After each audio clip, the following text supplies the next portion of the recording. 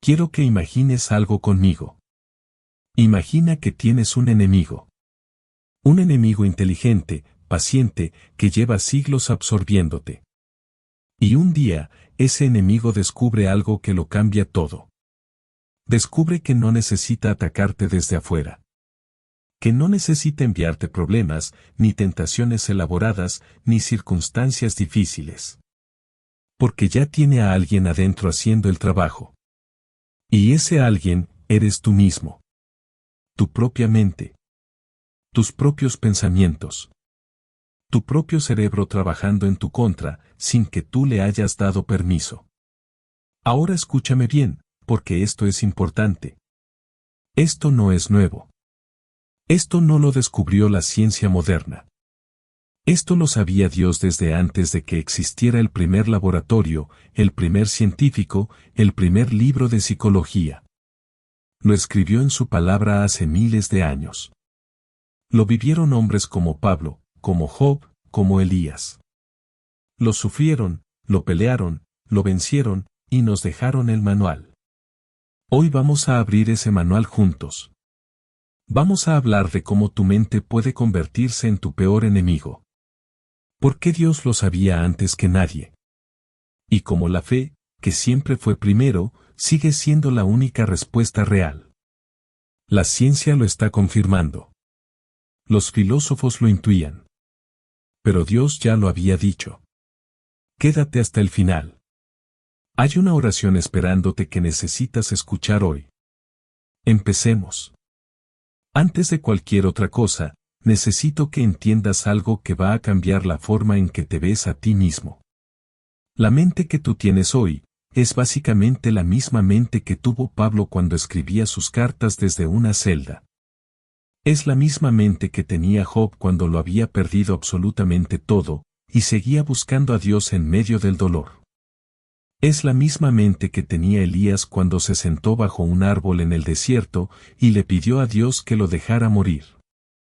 Han pasado miles de años. Han cambiado los teléfonos, las ciudades, los idiomas, la ropa y la comida. Pero la mente humana sigue funcionando igual. Los mismos miedos. Las mismas dudas. Las mismas voces internas que atacan en la madrugada. Las mismas preguntas que no tienen respuesta fácil. ¿Sabes lo que eso significa? Que todo lo que Dios le dijo a Elías en su peor momento, te lo está diciendo a ti hoy. Que todo lo que Jesús enseñó sobre los pensamientos y el corazón, sigue siendo vigente en tu vida esta semana. Que la Biblia no es un libro viejo lleno de historias antiguas. Es un manual de instrucciones escrito por el que diseñó la mente humana. Y el fabricante siempre sabe más que el usuario.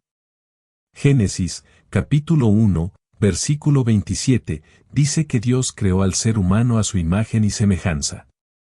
Eso incluye la mente. Dios no te dio una mente defectuosa. Te dio algo extraordinario. Algo capaz de crear, de amar, de conectar con lo eterno, de adorar, de razonar, de soñar. Pero también te dio algo que los científicos tardaron siglos en entender. Te dio una mente que necesita ser gobernada. Porque una mente sin gobierno es como un reino sin rey. Cualquier cosa entra. Cualquier cosa manda. Y el caos se vuelve el idioma del día a día. Proverbios, capítulo 4, versículo 23, lo dice de una manera que no deja lugar a dudas. Sobre toda cosa guardada, guarda tu corazón, porque de él mana la vida. Guarda. No abandones. No descuides. No dejes la puerta abierta y esperes que todo esté bien cuando regreses. Guarda tu corazón, tu mente, tu mundo interior, porque de ahí sale todo lo que eres y todo lo que produces en la vida. Eso lo escribió Salomón, el hombre más sabio que haya pisado esta tierra. Y lo escribió miles de años antes de que existiera la neurociencia, antes de que alguien estudiara el cerebro en un laboratorio. Porque la sabiduría de Dios siempre fue primero. Hay una batalla que todos estamos peleando. Todos. Sin excepción. No importa si eres rico o pobre. No importa si llevas años en la fe o si apenas estás comenzando. No importa si tu vida parece perfecta por fuera o si todo está cayendo a pedazos. La batalla está adentro. En tu cabeza. En ese espacio entre el momento en que algo sucede y el momento en que tú reaccionas.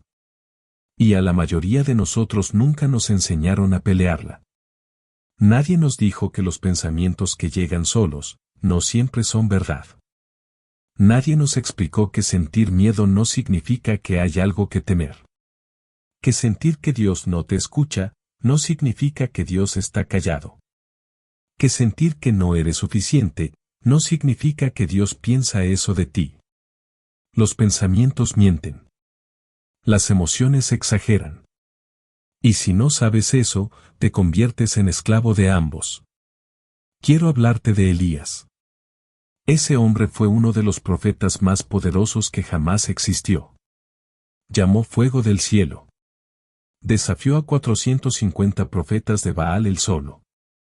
Hizo cosas que nadie más en su época hacía. Un hombre lleno del poder de Dios.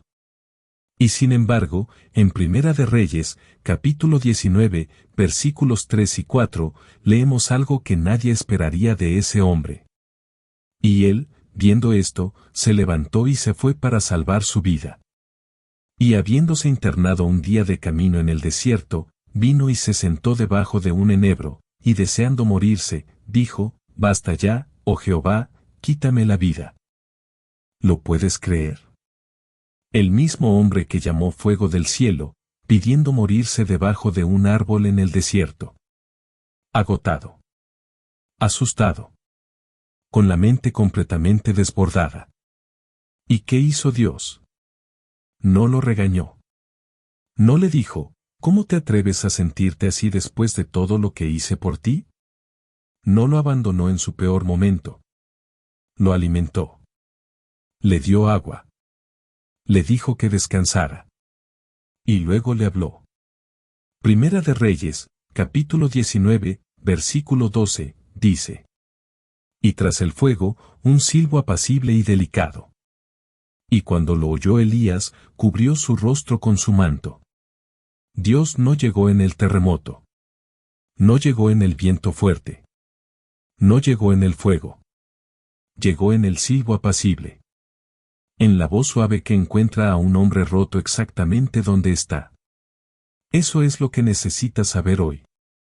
Cuando tu mente está en su peor momento, Dios no se aleja. Se acerca. Y habla en el lenguaje que solo tú puedes escuchar.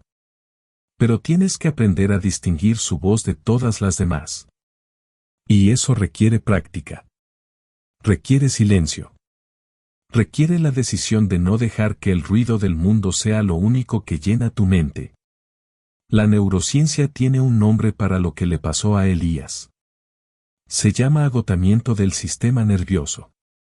Cuando una persona ha estado bajo presión extrema durante demasiado tiempo, el cerebro literalmente colapsa sus mecanismos de defensa. Y en ese estado, todo se vuelve oscuro. Todo parece sin salida. Todo parece demasiado. Pero lo fascinante es que lo que Dios le recetó a Elías, descanso, alimento, agua y su voz, es exactamente lo que la ciencia moderna recomienda para restaurar un sistema nervioso agotado. Dios lo sabía. Lo practicó con Elías. Miles de años después, la ciencia llegó a la misma conclusión. Porque el fabricante siempre sabe cómo reparar lo que creó. Quiero contarte algo sobre cómo funciona el sabotaje interno. Y lo voy a decir de la manera más simple posible, porque no necesitas ser científico para entenderlo. Solo necesitas haberte sentido atrapado alguna vez en algo que no podías parar. El ciclo funciona así. Llega un pensamiento. No lo llamaste. Simplemente apareció. No soy suficiente.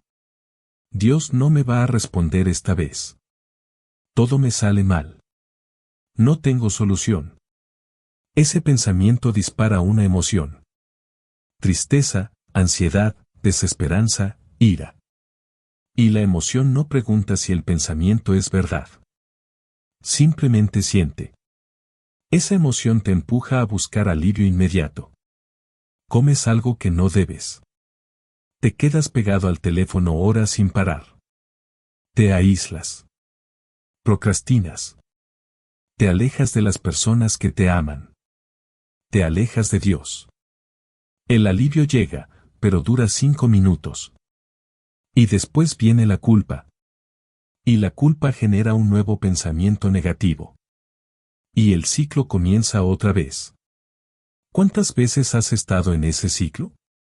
Pablo lo describió en Romanos, capítulo 7, versículo 15, con una honestidad brutal. Porque lo que hago, no lo entiendo, pues no hago lo que quiero, sino lo que aborrezco, eso hago. Eso lo escribió Pablo. No un cristiano nuevo que apenas está comenzando. Pablo. El que plantó iglesias por todo el mundo conocido. El que escribió sobre el amor en Primera de Corintios, capítulo 13. El que dijo que todo lo podía en Cristo. Ese mismo Pablo admitió que su propia mente lo traicionaba. Y lo importante no es que lo admitió como derrota. Lo admitió como punto de partida.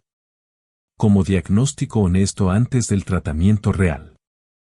Porque Dios no te puede sanar de algo que tú no estás dispuesto a reconocer. El primer paso para salir del ciclo no es tener más fuerza de voluntad. Es ser honesto. Con Dios, con uno mismo, con el estado real de tu mundo interior. Y eso, en la tradición estoica, también era fundamental.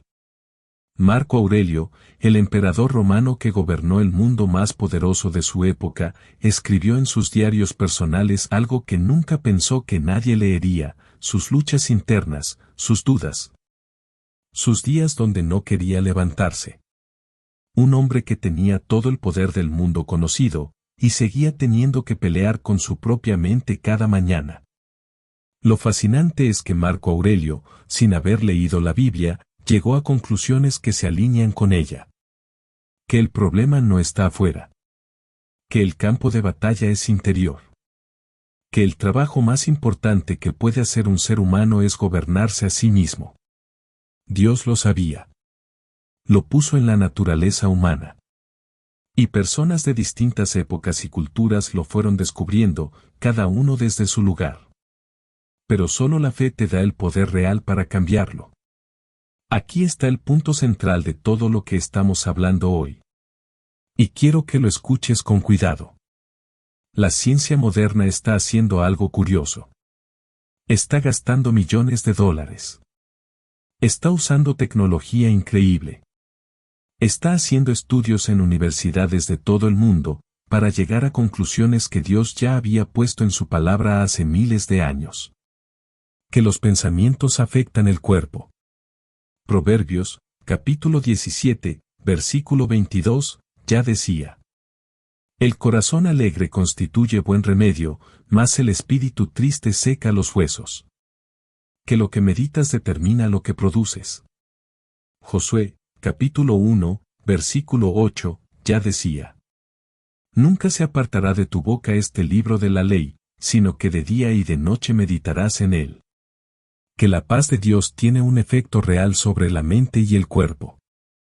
Filipenses, capítulo 4, versículo 7, ya decía. La paz de Dios, que sobrepasa todo entendimiento, guardará vuestros corazones y vuestros pensamientos en Cristo Jesús. Sobrepasa todo entendimiento. Eso significa que la paz que Dios da no necesita que tú la entiendas para que funcione. No necesitas un doctorado. No necesitas leer 50 libros de neurociencia. Necesitas confiar. La fe no es el plan B mientras la ciencia encuentra el plan A.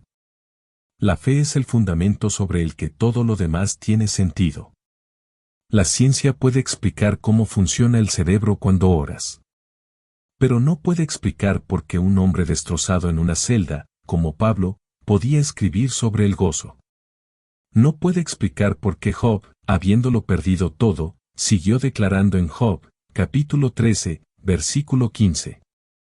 Aunque él me matare, en él esperaré.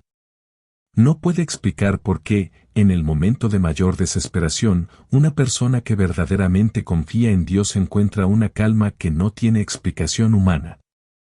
Eso no es psicología. Eso es sobrenatural. Y lo sobrenatural no viola lo natural. Lo trasciende. Dios creó las leyes del cerebro.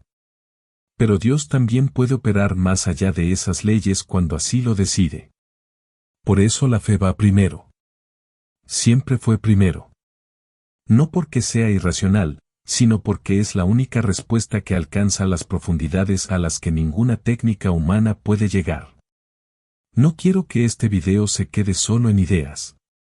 Quiero que salgas de aquí con algo práctico. 3 cosas concretas, enraizadas en la escritura, que puedes empezar hoy. La primera. Habla con tu alma con la palabra. Cuando llegue un pensamiento que te aplaste, no lo dejes hablar solo. Respóndele. No con tu opinión, sino con lo que Dios dice. ¿El pensamiento dice que no tiene salida? Tú dices lo que está en Filipenses, capítulo 4, versículo 19. Mi Dios proveerá todo lo que me falta. ¿El pensamiento dice que Dios no te escucha?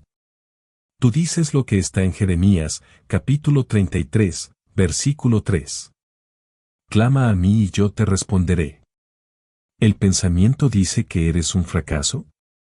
Tú dices lo que está en Romanos, capítulo 8, versículo 37. Soy más que vencedor por medio de aquel que me amó. No es repetir palabras vacías.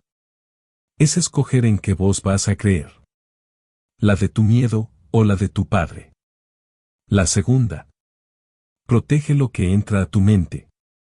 Proverbios, capítulo 4, versículo 23, dice que guardes tu corazón. Guardar significa ser selectivo. Significa que no todo tiene derecho de entrar. No todo lo que ves te nutre. No todo lo que consumes te construye. Hay contenido que te llena de ansiedad, de comparación, de vacío disfrazado de entretenimiento. No se trata de vivir aislado del mundo. Se trata de ser intencional. De preguntarte antes de consumir. ¿Esto me acerca a quien quiero ser o me aleja? La tercera. Ora antes de que el día te hable. Este es quizás el más poderoso de los 3. La mayoría de nosotros dejamos que el mundo nos hable primero. El teléfono. Las noticias. Los problemas. El ruido. Y llegamos a Dios ya con la mente revuelta, ya con el corazón asustado, ya con el peso del día encima. Inviértelo. Habla con Dios antes de hablar con el mundo. No tiene que ser 1 hora. Puede ser 10 minutos. Puede ser en el carro antes de arrancar. Puede ser antes de revisar el teléfono. Pero que sea primero. Salmo, capítulo 5, versículo 3, dice. Oh Jehová, de mañana oirás mi voz, de mañana me presentaré delante de ti y esperaré. Cuando Dios habla primero, el resto del día tiene un fundamento diferente. Quiero cerrar con algo que necesito que se te grabe en el corazón. Dios no te dio una mente para que fuera tu cárcel. Te la dio para que fuera tu templo. Esa mente que a veces te tortura, que a veces te miente, que a veces trabaja en tu contra, esa misma mente fue diseñada para conectar con lo eterno. Para adorar. Para crear. Para amar. Para recibir la voz de Dios. El problema no es la mente. El problema es quién la está gobernando. Cuando el miedo gobierna tu mente, vives en reacción. Cuando el orgullo gobierna tu mente, vives en aislamiento. Cuando el mundo gobierna tu mente, vives en confusión. Pero cuando Dios gobierna tu mente, vives en paz. En propósito. En la clase de libertad que el mundo no puede dar ni quitar.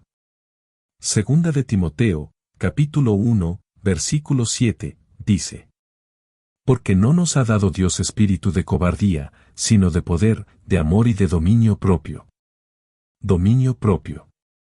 Eso incluye dominio de la mente. Y ese dominio no viene de tu fuerza de voluntad. Viene del Espíritu que vive en ti. La ciencia puede ayudarte a entender cómo funciona tu cerebro. El estoicismo puede inspirarte a disciplinar tus pensamientos. Pero solo el Espíritu Santo puede transformar tu mente desde adentro. Solo la gracia de Dios puede romper ciclos que llevan años instalados. Solo la palabra viva puede llegar a lugares donde ninguna técnica humana alcanza. Y la buena noticia es que ese mismo Espíritu, ese mismo poder, esa misma gracia, ya está disponible para ti. No mañana. No cuando seas mejor persona. No cuando hayas resuelto todo lo que tienes pendiente. Ahora. Exactamente como estás. Cerremos con una oración. Si puedes cerrar los ojos, ciérralos. Y si no puedes, deja simplemente que estas palabras lleguen al lugar que más las necesita. Padre nuestro, Dios de los cielos y de la tierra, Creador de esta mente que a veces no entendemos ni nosotros mismos, hoy venimos delante de ti con toda la honestidad que podemos reunir. No venimos con todo resuelto. No venimos con la fe perfecta ni con la mente tranquila. Venimos como Elías, que pidió morirse debajo de un árbol en el desierto, y aún así fue alcanzado por tu mano. Venimos como Pablo, que confesó hacer lo que no quería hacer, y aún así fue usado para cambiar el mundo. Venimos como Job, que lo perdió todo, y aún así siguió buscando tu rostro en medio de la oscuridad más profunda. Venimos rotos en algunos lugares, confundidos en otros, cansados en los que quedan. Y te pedimos que entres.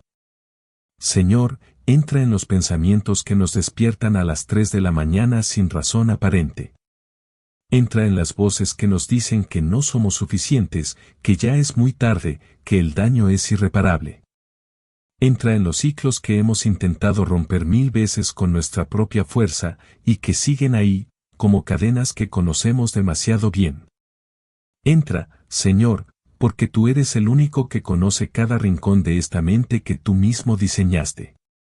Tú sabes cómo funciona mejor que cualquier científico, mejor que cualquier filósofo, mejor que nosotros mismos. Y tú prometiste que lo que comenzaste en nosotros, lo ibas a completar. Hoy reclamamos esa promesa. Transforma, Señor, los pensamientos de miedo en pensamientos de fe. No porque seamos valientes, sino porque tú eres fiel. Transforma los pensamientos de derrota en pensamientos de propósito. No porque todo esté bien, sino porque tú prometiste en Romanos, capítulo 8, versículo 28, que todas las cosas ayudan a bien para los que te aman. Transforma los pensamientos de soledad en la certeza de que nunca, ni en el peor de los días, has apartado tu mirada de nosotros. Gracias porque la misma mente que a veces nos tortura, también puede adorarte. También puede escucharte. También puede recibir tu paz. Gracias porque no nos pediste que llegáramos perfectos, sino que llegáramos. Gracias porque tu gracia es suficiente cuando nuestra fuerza no alcanza. Señor, por cada persona que está viendo este video desde un lugar oscuro, desde una situación que no eligió, desde un dolor que nadie más ve, acércate hoy como te acercaste a Elías en el desierto. No con truenos.